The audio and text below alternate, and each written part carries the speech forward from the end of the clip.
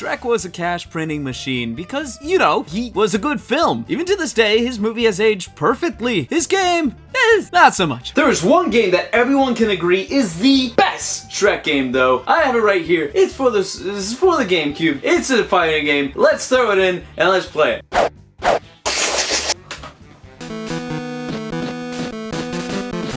I might have greatly exaggerated this game's quality.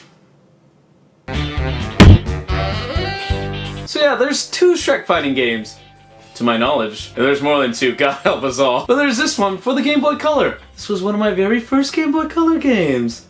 Aww. You can still see my little handwriting up there of the code. It's probably blurry, you probably can't see it. There it is, yeah. So yeah, I remember playing this a lot as a kid. I do not remember it being very good. I had a starter pack of a few different games when I was a kid. SpongeBob SquarePants, The Lost Spatula, I had a Rugrats game. This is a lot of these games have not aged very well. Pretty poorly, actually. That's kind of why I like these games. But yeah, let's see what this one's all about. Well, as soon as we start up this game, you can see you can select your own language. All these are pretty self-explanatory, but America and English? Is there any difference between these two? Is one a lower frame rate? That's a bad joke. And the second menu, it's Shrek holding up a piece of paper telling you what options you have here, and his eyes shift ever so gently. He seems mad. It's just, I don't want to provoke Shrek. You don't mess with Shrek. That's all I'm saying. All right, well, if we want to get away from this menu, let's just go ahead and click play game. So it looks like we got a few options here. We have Shrek, which I just... I love his face. It's pretty good. Who says you can't make art on the Game Boy Color? Ah? Who said it? You also have the Big Bad Wolf, Pinocchio, Misha Hood, Princess Fiona, and, Thelonious? Oh yeah, no, he's the guy that says, pick number 3, my lord. That's right. Everything seems pretty good here, but it's just interesting seeing Shrek get a TM and Fiona get a TM. And no one else get a TM. I guess you can't trademark Big Bad Wolf or Pinocchio or Mr. Hood. Alright, let's start. When I was a kid playing this game, I had the most success playing as Princess Fiona, and I think we're gonna stick with her.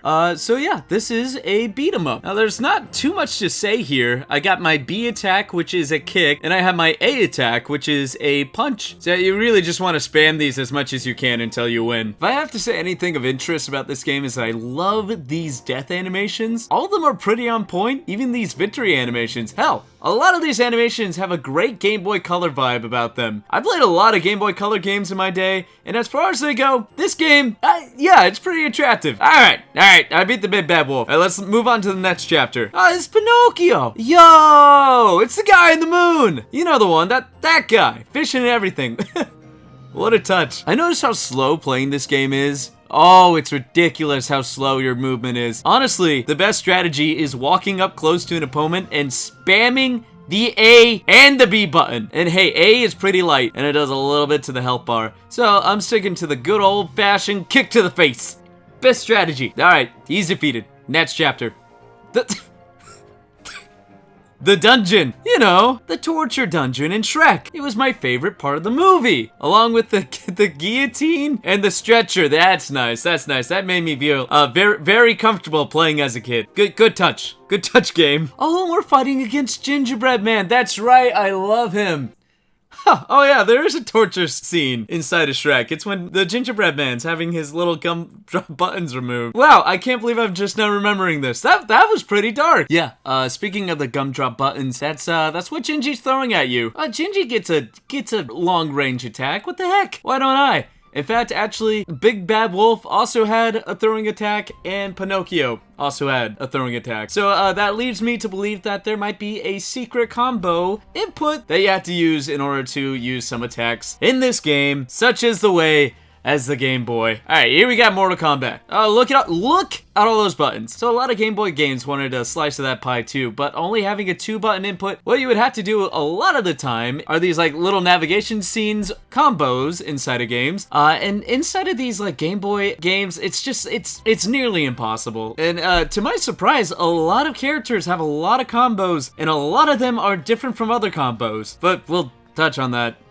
briefly here in a minute. Gingy is the only character in this game that prefers to fight long range, and your movement is just absolutely nope, it doesn't work. So a lot of the times with a lot of characters inside this game, if you want to move at all, you have to jump instead. So you just want to go ahead and leap across the screen, and as soon as you get close, just go ahead and just spam that B button. Give him a kick. Good kick. Gingy's gonna try to run away, rinse, and repeat. Gingy is literally the only character that will try actively to attack from a distance. Honestly, very weird. And you know, they don't give you any breathing room inside this game. They spam the attack button, and you gotta jump and attack back. But Gingy, to my surprise, was a lot easier to defeat. Like, as a kid, I got stuck on this character more than any other character, but it only took one round to defeat him. So, like, alright, good on me. Good job, Hayden. But little did I know that every other character was gonna be worse than the last. So yeah, the very next fight, you're fighting against yourself, which, like, you know, I get it. I wake up every morning, I go in the mirror, and I have the same situation happen to me. Listen here, buddy. You're never gonna amount to anything. Just give up now! I'll make that funny later. So you fight against your doppelganger, who can shout tiny words, which is just, you know, that's great, that's good. This part was so infuriating. Oh my god, I had to look at the combos. So yeah, this is where we get into the combos, because as soon as you beat Gingy, it's like, oh, look at this! You won invincibility! Oh, that's really nice. Yeah. Little did I know, every other character has a form of invincibility of their own. So, whenever you see them flashing, that means your attacks won't do anything to them. Run! I've been on this fight for almost 15 minutes now. It's so frustrating. I just keep dying, and dying, and dying! Like, literally, I have no room to think of what I'm doing wrong here. You just gotta be persistent. That's it. Literally, the only reason why I won this was because the computer was too stubborn standing on top of this platform, and then I looked up the combo on how to shout, and I just shouted at her until she died. It took a while, but I did it. And then the second one, oh my god, the second one! Robin Hood, get out of here! First off, can I just say, I love this level. The skull, the little eyes in the background, it's a great touch. Robin Hood, this freaking cheater! There is a huge hole in the center of this level, and my character keeps flying into it because she doesn't know how to walk. Over and over and over again, and you see Robin Hood's victory animation over and over and over again. Stop! The only reason why I won this was because Robin Hood jumped inside the cliff. Really, that's why I won. I don't know how long it would have been here otherwise. This level took me 35 minutes to complete. That had to been at least the second most tedious Game Boy Color part of a game that I played. It was up there. It was definitely up there. I'm starting to think that my mom gave me this game just to punish me. I'm sorry I ate an extra cookie, Mom. I'll never do it again. Just please, just no more. Just no more Shrek. What follows is multiple different fights against a few different characters, like Dragon, who is an unlockable character, and she does jazz hands as she beats you. It's And then we fought Princess Fiona again, and this was probably the easiest one. I just took her into the corner, and then I just...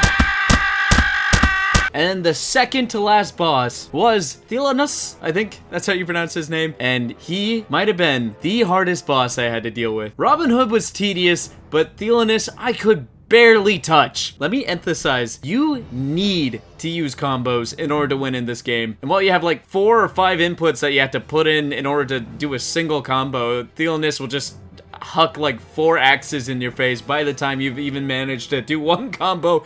So that's really good. That's rare. Even when you're in your invincibility estate, he can still attack you. It won't do any damage, but he can still just stop you. That is so annoying. Eventually, I did get a few lucky hits on him and got him down. It took forever. 32 minutes. It literally took me 3 minutes less than the Robin Hood fight, but still...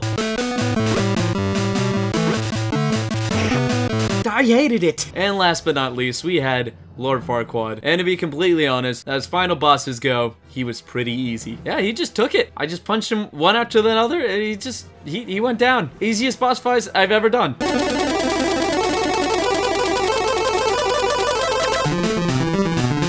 What a way to end this game. And that's not quite where I ended it, because I also tried playing as every other character too. Not trying to beat the story, just seeing how they play as, and oh my god! All these other guys play amazing. I mean, there's a few stinkers. The big bad wolf is a little iffy. I do like how he picks up his dress as he walks. I like it. That's funny. And Dragon is also a little bit weak, but all these other characters, they were fantastic. Like, I don't know what I was thinking as a kid, because I got so far with all these other characters. Lord Farquaad, I had almost beat the game with him. I got all the way to the final boss and just didn't care enough to beat him again. As Lord Farquaad, the guy that took me 1 round just to beat. Are you kidding me? Yeah, some of these characters also have mid-air moves, and looking at it, it really looks like Princess Fiona was significantly underpowered. Now, she had one more combo than everyone else in this game, but I very rarely use the combos. So yeah, I think I played this game with the worst possible character you could have played as. Even Shrek. Oh my god. For some way, Are you seeing this face? Shrek was fantastic. His jump attack would end with a slam and would take off a huge chunk of the enemy's health bar. Shrek was OP! Why didn't I play as him? Yeah, so my final thoughts on this game is that it's alright. It's got that Game Boy Color charm that I love in these old Game Boy games. It's awkward, it's hard, really made it hard to squeeze as much of the, you know, make you think that you're getting your money because of how hard it is. And a lot of these old games I find so stupid interesting, just because of just how no one cares about them. They're weird, and they're very awkward. And that's kind of why I like these old games. They're not good, they're not bad, they're interesting. And I like that a lot about them. Hey, I tackled this game. I tackled SpongeBob SquarePants, The Lost Spatula. I'm tackling all my old favorite Game Boy Color games. You know, while we're on this train, I might as well tackle all the other old Game Boy Color games that I have. Huh. I wonder if that one's any good. Hey guys, thank you guys so much for watching this episode on Shrek. I'm planning on tackling a lot of small games so I can get episodes out a lot easier. Finally figured out the strat on how to keep consistent stuff coming on the channel. So make sure you stick around. I got plenty of other things planned for the show, and I got a few other episodes if you want to watch. I did a few other Game Boy Color episodes. I'm sure they'll be on the screen now. But I will see you guys in another episode. Goodbye.